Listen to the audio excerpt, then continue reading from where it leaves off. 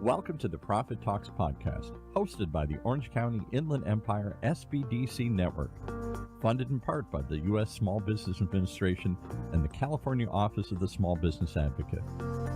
This show is the go-to resource for business owners seeking empowerment, education, and resources to succeed. Join us as we connect you with experts, share the triumphs of fellow entrepreneurs, and reveal the wealth of assistance available to you today to level up your business. So let's go. Let's dive in and learn more. Well, every week on this show, I say we have the most interesting guests. And today, I'm going to prove that point here. We have somebody who has a long background in restaurants and some other really cool things. So we're going to talk about all that and more as we talk with Jay. Is it Allis? Did I say that correctly? Yes, sir. Allis. Allis. I want to say Ellis. Does other people make the same mistake? I don't know why I want it to be Ellis, not Alice here. Yeah, there's a lot of funny stories about that. I had a drill instructor because I was in the military once upon a time, thought I was an Ellis and turned out to be an Alice, and somebody else got in trouble. So. Okay, well, that sounds like a story in and of itself here. Welcome to the show, Jay. You're a California kid that left to see the world. You went back to the country music capital of the world, to Nashville, and lived there for what, 20 years or a long time? Yeah, 20, 25 years, something like that. Yeah, now I can't claim to be actually California. I grew up out here from the age 3 to 19. Okay, but we'll claim it. I was actually born in Cambridge, Massachusetts, and then my parents moved out here. So wow, that's a big move. yeah, Okay. I started on one side, ended up on the other side, and then found myself in the middle, and now I'm back on the West Coast. So you did, like every kid, you said you started off at Domino's Pizza or something. I told the funny story offline. I'm my Michigan cat on here. I'm so proud of the University of Michigan right now. We might win the national championship. And I was there when Domino's was created. It was the second store. They did one at Eastern Michigan, and then down the road a bit at the University of Michigan where I went. This is like the 70s, a million years ago, and it caught the world by storm. And who knew it was going to become this giant thing all around the world? Because the thing was, everybody went to a pizzeria in those days. There was Little Caesars Pizza in Detroit. You went, you sat down, you got a big pizza, and you ate it. Maybe you took it home. Domino's had this little shop, and they cranked the pizzas out and brought them to you in 30 minutes with a little oven in the back of their delivery cars here. I was just revolutionary. That one simple trick put them on the map there. And I thought to myself, all the things I could have done at University of Michigan, great ambitions I had, I should have just stayed and worked at Domino's Pizza and written it off, Who knows what would have Sometimes happened. You never know. Sometimes it's staring you right in the face and you just don't know. But, so what brought you to Nashville? Were you intrigued with country music? Are you going to be a country music star or break into the... No such aspirations from me. Every once in a while I think I can sing and then I realize I can't. Or at least somebody tells me that I can't. Yeah. But no, I was in the military fresh out of high school. I actually did my basic training after my junior year and my advanced training after my senior year. Okay. And during that time, while I was in my AIT training in Aberdeen Proving Grounds, just outside of Maryland, Maryland, right. Actually. I was up there, and my parents moved. My stepfather's job moved to Tennessee. Oh, okay. So he was in ceramics manufacturing and sales, and the whole operation moved from Southern California back there. So I found myself faced with a choice of either coming back to California, and when nobody you grow here, up someplace, that's where you love, right? Right. So I tried that. I stayed out here with my sister and her now husband at their apartment for about 6 months and just could not make ends meet, didn't have a car, didn't really, I had a job, but it's pretty hard with no car in California here. You can't walk to it was really rough. So I figured I would go back to Tennessee and sponge off the parents. Right. They lived right next to Middle Tennessee State University in Murfreesboro. Mm-hmm. So I went back there. They had an extra car. I went to school, Just the random things that direct our lives here, particularly at that age here. We just, I'll go to this and everything else. But you ended up staying there. And then, obviously, you got into the restaurant business. You'd work the front of the house, little places, bigger places, waiting tables, everything under the sun. And then you got into the back of the house. What was that like, cooking? Because I don't think of Nashville Um, as a culinary capital, but you say it's a lot of cool stuff there. oh, it's ridiculous. A lot of people don't understand how much culinary stuff is going on out there. One of the key phrases you hear out here or nationwide really is the whole term farm to table, Yes, right? right. You hear that, and Which there means are just to few and define far it, between pieces. just to define it for people, it means super fresh. It came off the farm, and now you're eating it here. It didn't go through 47 vendors by the time that tomato made it to your, or that chicken or whatever Right, made it to right, your plate here. exactly. We're getting stuff that was grown at the farm down the road Right. to your table, right? So you're getting a lot more seasonally fresh items. A lot of the stuff that we get in the grocery store, not that there's anything wrong with it, but Took a while to get to it's your like, plate. Yeah. yeah, yeah. So maybe it's A lot of frozen, or maybe tomatoes are it's actually picked green in South America, and then they're gassed to turn them red, exactly and then they get here. And they're tasty tomatoes, but if you have a farm fresh heirloom tomato, it's night and day difference, night and day. right? I've had that difference, and you don't think it is different. And again, the tomatoes we get are a tomato that they figured out, and it's everybody eats the same tomato. There used to be heirloom tomatoes. Every little region had its own slight variations. The seeds weren't all the same. Some of them had a sweeter taste, a bigger taste, a different, really a wide variety that we've unfortunately narrowed down in commercial America. They pick this is the tomato. This is what a tomato should taste like. Maybe there's two of them or something here. So you Oh don't yeah, get the yeah. wide variety that you get. Yeah. It's really interesting once you start diving into it. But in Nashville, farm to table is a real thing, right? Because the farms I are had a all friend of around you mine. there. Yeah, right. Yeah, yeah. You've got to a certain degree, it's almost comparatively speaking, the Napa area, kind of that type of Hmm. area, right? Where you've got a lot of people doing artisan stuff, artisan cheese, Yeah. Benton's bacon. If you've never had Benton's bacon, Never heard holy of it. cats, that stuff is ridiculous. Best bacon on the planet, in my humble opinion. There was a 300-acre farm, still is a 300-acre farm, 10, 15 minutes out of downtown Nashville and outside of downtown Nashville. And they started doing this thing where you could go and get a quarter-acre plot and tell them what you wanted them to grow, and they would grow it and they would Wow. harvest it and tell Wow. you and come and pick it up, or we'll take it to you. How cool is that? So Yeah. yeah, there's More than a so I don't community. want to be this the Nashville show. I am a big Nashville fan. I take it so. Uh Yeah. there's a lot of exciting stuff going on there. All And I right. still get So, a lot of and phone one of calls the from people exciting that things is somehow you did stumble into hard not to in Nashville into the music business.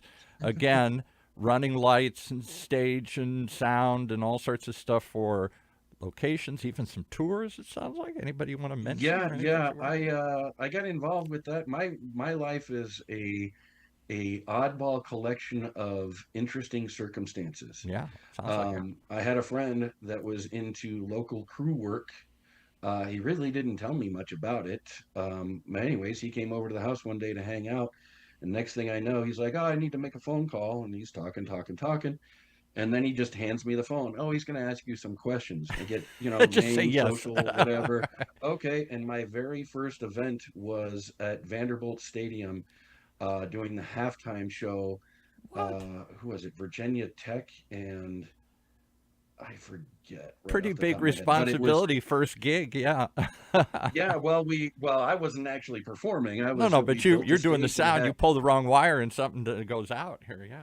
Yeah, well, we built the stage and pushed it out in the middle of the thing, and we hid underneath the stage, and then at the end we pushed it back. So, but it was interesting because my first experience of kind of getting to go to an event for free, Yeah. just because I was working it. And And then, did you go out on tour with any artists or anything here? Did you do, or just yeah, for venues? a hot minute there, I was Tanya Tucker's tour manager and There you stage go. manager. Tanya So, Tucker. Remember well. those of you that are into classic old kind of rebel female country, Yeah. she's up there. Glenn Campbell, Um, Tanya Tucker, yeah, that whole thing. yeah. So there's a lot of history. But I ultimately ended up working for a company called Claire Brothers Audio, which is the world's largest concert audio company. So they would be doing anybody from Elton John and Paul McCartney to oh good grief, everybody. So, just in So and case that you was super talking to interesting. any of them on a weekend, both of them have an open invitation here at OC Talk Radio. Sir Paul or Sir Elton. Is he a sir? I think he must be a sir too. Oh, So Paul. Oh, yeah, he's definitely a sir. I know. I don't know if Elton's a sir. I'm assuming he's a sir too, but maybe not. Yeah, they both are. Anyway, when you're calling your buddies, tell them to come on by anytime. All right. So somehow you make it back to California. This is even stranger. You end up marrying your high school sweetheart. Did I get This that is right? true. This is true. I should have done it a long, long time ago, but There was a we wanderlust. You had to see the world in the army and touring and whatnot. Here, you had to finally come oh back. yeah, there's a lot going on. I'm surprised I'm not dead or in jail, and that she wasn't otherwise Taken off the occupied. market here. Yeah. Well, all right. So So all of that brings you back to California, the girl, the marriage, the whatnot. And here you are. And again, by accident, somebody says, hey, SBDC, Small Business Development Centers, they want to have a wide range of people, a lot of small businesses, a lot of medium sized, some big businesses even come to them and say, we need help. And they're all funded by the SBA, so they don't charge these people for help. What can we do? How do we write a business plan? How do we increase your sales? How do we grow your profits? How do we get you loans? All these kinds of tangible things they're trying to do to grow businesses. And one of the big areas, I've seen it firsthand, is I've been involved in the SBDC. Lots of people want to own a restaurant. I always wonder why, because it's got to be one of the highest failure businesses in the world. But everybody sure. thinks, me included, I had my stint. I owned a place called Kelly McHugh's for about 10 years. Some guys and I thought it'd be fun to have an Irish pub dressed up as a billiard club. Wouldn't this be fun? It was a nightmare. It was like throwing a party at your house every night. People come over and throw and puke and steal and break things, and the police come, and it's crazy and insane. And in the meantime, you got to keep the rats out and the cockroaches and the food good. And wow, there was a ton of stuff that went into running a restaurant business, much more than just fun notion. So because the SBDC still gets so many startups or small restaurants, they needed a guy with restaurant experience, and somebody said, talk to Jay. He's here. Yeah, yeah. And the next thing I know, um, somehow parlayed all this interesting knowledge and experience into being able to help other people. Because you're absolutely right. Restaurants are, we're all crazy. Everybody's We're all a crazy. bunch of loony birds. Yeah. Um, but there's in my background, I pretty much tapped into inadvertently, of course, two of the biggest common denominators of humanity, which is food and music. Yeah. Everybody loves food and music, Isn't that the right? truth? Right. And those of us, as long as we don't get bogged down in ethnicities with food or demographics of who likes this music or that, it's all wonderful, to be Yeah. honest with you. Right. Um, And many of us but yeah, like this. somehow, Many of us like the smorgasbord. I love living in California because you go into any center, Turkish food, Mexican food, Indian food, every crazy thing you can see all over the place, and that is like a smorgasbord. I grew up in the Midwest, as I said, in Michigan. We had meat and potatoes. The biggest innovation I remember in my life is Domino's Pizza came along. I mean, we didn't even have Taco Bell or Mexican food or barely any Chinese food or anything else. It was just kind of this normal kind of meat and potato kind of diet here, which I think much of America still lives on. But, it's expanded globally. We have these global chains, global choices and everything here. So most of us get excited about, just like music. There was a handful of things on the radio. Now there's a million things on the radio. So the choices yeah, are yeah, endless now. There isn't just yeah. two or three So categories to listen to or with my watch. experience, especially with the food side of things, I did work for some corporate places, but that was primarily front of house and corporate. Not that there's anything wrong with chain restaurants or anything like that. They're great. Um, they show you the structure, Yes. right?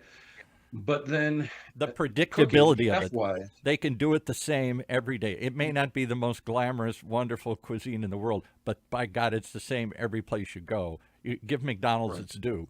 That you go to McDonald's in halfway around the world, it still tastes like McDonald's. It still comes out the Yep. same. Yeah. But when you're a cook, when you're a chef, and you want to grow, um, it can be stifling in a corporate restaurant, Oh right? yeah. There's no creativity there, unless you're just doing something after hours or for yourself or for your colleagues, Right. right? So in order to really learn and grow, you want to go to an independent restaurant. And of course, what happens in an independent restaurant? Well, you've got an independent owner who's trying to wear all the hats and figure it out, That was me. right? I knew nothing about prepare. We were. I thought I knew the bar business. I had some experience. I'm Irish, and I love all these different things. So it'd be a fun place to look up all these different. Back when they were just starting microbrewed beers and 50 types of tequila and scotches and rums and everything. All I thought that would be fun. And we should have some food. Yeah, just get somebody and let's make some food. The food was the hardest part of the business. The liquor's where we lost money because we gave it away. They stole it. All sorts of crazy. The liquor caused the problems, but the food offset the alcohol. And to really get a successful business, you have to have a balance of both. It can't just be a booze bar. It can't just be all food. You really have to have a combination of both, as we discovered. And the food was a problem always. The food. I'll tell you the one thing that shocked me, and you'll laugh at it. I see this. I say to people all the time, food on Friday night, we're cranking out simple stuff, burgers and sandwiches and whatnot. We didn't have it's bar food, right? Simple food and casual food. And all of a sudden an order comes back wrong. They ordered the wrong stuff. It's no good. They don't like it. The whole line stops. Everything gets backed up, and everybody's debating, well, what's wrong with this? This and everything. And so the tendency is to stop everything and fix that to make this unhappy customer. Now I got 20 unhappy customers because everybody's waiting for the food. It's getting cold. It's taking a long time. Or you put it at the back of the line. I'll get to it when we've cranked out these other orders. Now this customer is really upset because they not only think they got something bad or wrong, they wait 30 minutes while you remake it. And everybody's upset. So that orderly process of trying to get it, should you have an expediter back there, somebody who's watching all this and pulling the tickets and monitoring it, or is the chef trying to do it on his own, or the chef and their assistants?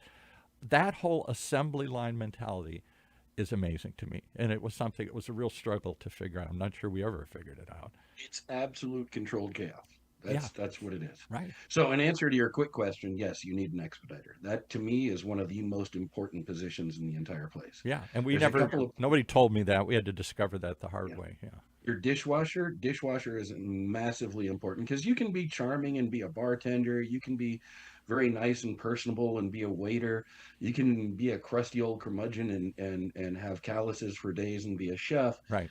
But at the end of the day, if the dishes don't get done, you got nothing to put the plate of food on, right? Oh. You don't have a dish to actually serve the drinks out of. And without the expo, you've got people from the front of house who are dealing directly with the frustration coming to the back of house and taking that frustration out on them. Right. And they're already crusty, curmudgeon-y people and don't like that. So conflict immediately, right? So I love watching like these bar rescue shows or restaurant rescue shows. I forget what they call them. Those guys that go in and you just go into particularly the back of the end of the house, and it on a good night, which is what you want. Everybody's in there. It turns into chaos. And now you don't send home 100 happy customers. You send home 50 pissed off customers who are never going to go back and are going to badmouth you. That was the other thing about the business. I had 20 great meals there. I have one lousy one. I quit. Not coming back. I don't give you a second chance. So it's a very unforgiving business. When it's hot, you got to crank stuff out, and a good crew that can crank stuff out quickly and predictably, it's gold. It's gold. Yeah. It's gold. Yep. So I saw it. Yeah, it's a fun thing, but much like you actually fell into one of the pitfalls that I would like to point out to people, which is you got to know what you're getting into before you get into it. Yes. And that applies across the board. I found a place. I want to open a restaurant. Okay. Can you afford it? Oh, well, I don't know, but I've already signed the lease, Yeah. Head slap. Right. What Can are you you even doing? get the liquor license Right? approved there? Oh, I didn't think that was a problem. Yeah. Right. Yeah. Well, I'm really good at bartending, but I don't know anything about the food side of things. Right. Or cost control. I do amazing food, but I don't know how to run the actual business. And all of those are great starting points, but you got to know the whole picture because at the end of the day, like I said, you're the one wearing all the hats. And then, of all course, the when we came decisions. up with our menu, we all had suggestions. I want to do spaghetti. No, I want to do burgers. No, I want to do some fish thing. And so we'd buy all these crazy things, and then they wouldn't sell. People just wanted the burger. So the fish is going bad, and we're throwing it away, and other things like that. And then we got smart and say, well, what can you do to when the chickens, how do you chicken? That's why chicken's everywhere. You can reuse it. You can put it in this, and then you can put it in a soup, or you can do other. You can find ways to, if it's not selling, you can repurpose it and reuse it and stuff. Here, we weren't that smart. We'd buy single item things, and that have to buy a whole bunch of it, and then the halibut would go bad because nobody wanted it, or that wasn't selling. Yeah. Yeah. And so all of those kinds of crazy mistakes we made, and then the scary part: how do you keep it safe back there? There's crap on the floor if you don't take care of it. Then there's food parts, and then there's instantly mice and rats and cockroaches and stuff here. And oh my God, no, they die if they saw what's going on in the back here. And so you're trying to, to scrub. I look at the back of the house on some of these things here, and they're just filthy and dirty and greasy, and nobody ever bothers to clean them. And they think, who cares? Nobody sees it. Who cares? Because that's what attracts all the problems: the rodents and the rats and the cockroaches. Yeah. And everything. Yeah. Which a lot of business owners don't understand. They have to put in the procedures that they want followed. Yes. If you've got a back of house, for instance, even if it wasn't bugs and vermin, what are the expectations for the cleanliness of the facility? Yeah. Do you want them going home, leaving the stove on and the pilot off? Right? Yeah. There's simple stuff, a checkout list. Right. Exactly. And some people just kind of wing this stuff and don't really. Or have they a would put the procedure. food in. We found guys that would just, the chef thought he knew what he was doing. Some, this isn't, we're not doing fine chefs here. So they worked at some fast food place before, and they would start taking the chicken and just sticking it in the freezer. Sometimes the freezer's full because we didn't have enough room. So we're putting it in with the beer and other crazy things like that in the cooler, and people forget about it. And then the stuff's going bad. Or we had somebody get sick once. Honest to God, it was our fault probably because we weren't. Were we monitoring how long that food sat? Was there any labels on it? Did we know how long has that been in there? I don't know. I mean, it's silly, simple stuff like that. But you better stick to a procedure, and or you're going to be in trouble, and you're going to get health problems. You're going to get sick. You're going to get customers complaining of, of food poisoning or something here. And So one of the biggest pitfalls I see with people is just simple human hubris, right? Thinking they know and they just don't. Yeah. And I don't know if it's pride, I'm not sure what it is, but they don't want to necessarily ask for help until too frequently it's too late. Yes, exactly. Right? I can't tell you how many calls I've got, which is, if we don't fix things tomorrow, we're not going to make it through the end of the month. Yeah, a little too late And to be doing that now. Yeah. Yeah. But on the hubris side of things, a lot of people think they know what's going on and then they don't actually know it, right? And there's no harm, no foul. It's your business. It's up to you as to what you want to do. But that's what we're here for is, well, I don't really know what my cost of goods are. Well, when's the last time you ran inventory and actually priced this out? Exactly. Oh, my dad did that when he founded the restaurant back in 1970. And they've been around for 35, 40 years. Exactly. And you're like, okay, so how do you know how much money you have sitting on your shelves? Exactly. When's the last time you've done your profit and loss or a balance sheet or any of that besides and gone in depth into or it? looked at your recipes and said, do we really need this and this and this, or why are we still putting this in there, or something, or maybe there's something we should be substituting instead of the butter or something. Maybe there's a different way to update the taste and the flavor and to control your cost. Cost. I mean, there's multiple ways to figure it out. But for instance, just giving you an example, I had a client that owns a Hispanic restaurant over in Big Bear. And she once upon a time had a carne asada burrito on her menu. And it was her top seller. I think she sold it for $13 or $14.99. And it came with the sides and, all that fun stuff. But all of a sudden her profits were doing fine, and all of a sudden they were just starting to plummet and flatline and go down, right? Significantly. And she's like, I don't know what's happening. I'm still selling the carne asada. Where's the money going? Yeah, right. Right. So we took a look at it, and every item that you make, you sell it for X amount. Right. Your food cost for that X amount should be in a restaurant anywhere from 28 to 35%. Right. Okay. Her food cost for that carne asada burrito was 85%.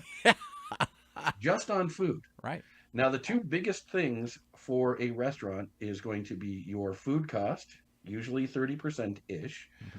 And then labor together combined, those are called prime costs. And those prime costs should not exceed 65%. You want them in the 60% range. Hmm. So 30% food, 30% labor, right? And then the rest kind of falls into line if you're doing everything kind of right. But Hmm. of course, you want to be meticulous going through all those extra costs. Hmm. But at an 85% food cost, she was basically the government subsidizing and giving it away for free. She was paying her Yeah. employees to give it to, Yeah. so she was paying her customers Everyone these she days sold, she lost money. No wonder it was every popular. single time. Yeah. So we went through and we took a look at it, and in order to run a proper 30% food cost, she would have had to sell it for like 28 or $29. She's putting everything under the sun into it. Yeah, right. And she's like, I can't do that. Nobody's going to buy it. Right. Right. And I think personally, I think corporations get kind of a bad rap because a lot of people think, oh, it's the bottom line. It's the bottom line. It's just the evil Right. corporations. It's all about They don't the care about the funnel food and profits. They the, don't yeah. care. True, but not exactly true, right? What what running your numbers does, it gives you the information. What you choose to do with it is entirely up to you, We but got like it 3 or 4 gives you the minutes left. foundation. I just want to make one other point that I learned the hard way. We did it because we thought it would be fun and maybe it would be profitable. But fun was the key ingredient. Won't this be fun? We can hang out here. We can bring our friends here. Won't this be fun? And we know how we like to go out to eat. We like to drink. What do we need to know about running a restaurant? It will be fun. We hire people that know what they're doing and they're going to put all this stuff together. And what you don't know is what kills you in these places. What you don't have any experience with is what sinks your business. And the numbers, it really comes down to a business. None of us were numbers people. We didn't go into it with an accounting background. We didn't go into it having already figured out cost of goods and what the ratios were supposed to be and what our pour cost should be and what our food cost should be and and all these ratios, because none of us had that experience. We're just bringing some other people that did. And of course we heard different things, and of course then the chef, you can't fire the chef because he's the only one that knows what to do. If he leaves, the whole place closes, so he gets away with anything here. Lots of those kinds of things. What is it about restaurants? We all think this will be fun and so Well, easy and so profitable. yeah, yeah, because it's so social, I right? guess that's In what your it is. house, what Yeah. is the most social room in the house? It's usually the The kitchen, kitchen. kitchen Yeah. and living room. Yeah. That's it. Right. But half the time when you're in the living room, you're eating something you got from the kitchen. Absolutely. But I think ultimately at the end of the day, that's the key is we don't know what we don't know. We need help with those types of things. And if we Exactly. can get it, which is what the SBDC provides, for free, And if you don't make it then through that first year, usually one of two things happens. You go out of business, which is why I don't know what the ratio is, but it's pretty darn high. 85, 95, a ton of these restaurants go out of business after a year or two. And I say it's not because they had a bad idea, maybe, or a bad location, maybe. It's because they didn't really know what they were doing. And by the time they figured out, they're done. They've lost too much money. They're too far in the hole. They got problems. They're backed up, whatever here. If you can make it 2, 3, 4 years, you've somehow tried to figure it out. I think we lasted 10 years, and the first 2 or 3 years were rough. And we had to get pretty brutal towards the end. We had to fire friends. I know we brought you because you were a buddy, but you got to go, Joe. You don't know what you're doing, or you stole some money or something here. Lots of crazy stuff happens. yep. So, But I think that's the real key is just to try and get people to understand that we're here to help and that we have knowledge, not just me, I'm the food guy, sure, but I'm not an accounting genius. We've got other people, we've got marketing people, we've got yes. a ton of other expertise. And that's the point is we're all willing to help. Well, I'm going to send restaurant people to you, Jay Allis. Which centers do you work? You work out of 2 centers. You're kind of unusual here. You work for. Yeah, yeah. I work at the Inland Empire Small Business Development Center as well as the Coachella Valley Small Business Development Center. Okay, so those So, are. but we collaborate pretty regularly across the OCIE, Orange County Inland Empire. I've helped other food consultants. Greg Bell, for instance, he and I collaborate from time to time and have done training programs along with Alan and Q. So yeah, we're all here to help. So Each of us brings a slightly different perspective to Yeah. everything. And not just So, running it, but how do you market it? How do you get it up and running? Usually these things are underfunded too to begin with, so they got to get up and going quickly. Or if you take too long to find your customer base or the concept, I still say I'm more of a concept guy. I'm more of a marketing guy. That's really what attracted me into it. And I'm stunned how little thought they put into the concept or marketing. We're just going to throw it open, and the doors are going to people are going to come. yeah. Well, yeah, I call that the field of dreams. If we Yeah. cook it, they will come. Yeah, Not let's exactly true. open the door, the smell wafts out, and everybody's going to come in. I've seen some wonderful restaurants go under because I thought, what, nobody knows you're here, one, or what were you thinking? This is the wrong concept for the wrong place. This is not a Yep. place for fine, I don't know, pick some exotic food, Korean food in the middle of this thing. Or maybe it is. Maybe it's just you got to show it and demonstrate it. But it's a very challenging business to run. The front of the house is totally different. It's customer service side. The back of the house is production, control, cost, and you've got to have two different sorts of brains. So it's usually two different people, partners. There's somebody who knows the back end, somebody who knows the front end. It really is divided into those two halves. And somebody that has an experience like you do in both is invaluable. So great, Yeah. great resource. That's the to trick call is on. if you can sort it out, it's going to be hard work. Being a small business owner, whether it's restaurant or anything else, it is hard work. But if you get it under control and figure out what you're doing and educate yourself or get the assistance that you need, at the end of the day, it's going to be fun. Yeah. And if it's not necessarily fun, well, maybe it provides the profitability for you to have fun on your free time, Yeah, maybe. right? Right, exactly. So, Maybe the shoe store isn't the most exciting thing in the world, but if you've got it down and it runs and stays there for 10 years, it makes a nice living for your family. hey, it led to a great TV show with Al Bundy. I have nothing else. They got that. Jay Allis, is there an email, any way people can reach you? Give us, or do they just call the SBD centers, or what you want to give an Yeah, email? you can call the lead center and they will direct you to me. Just tell them that you want to talk to me or one of the food consultants. One of the If you'd food like guys. to email me directly, it is jay.allis at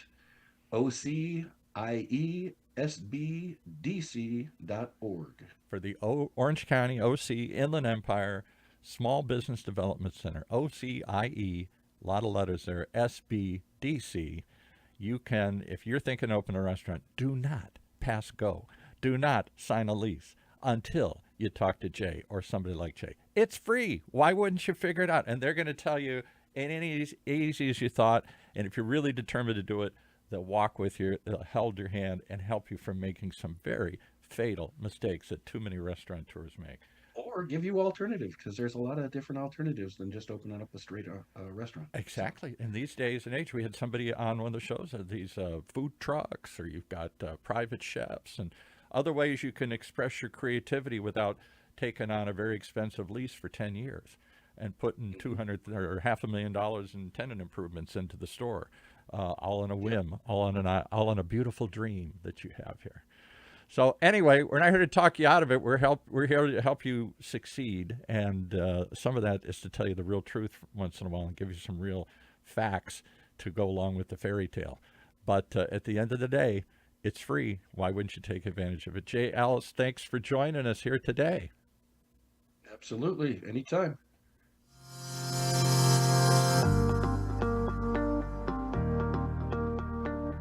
As we conclude another episode of the Profit Talks podcast, we hope we've empowered your entrepreneurial spirit.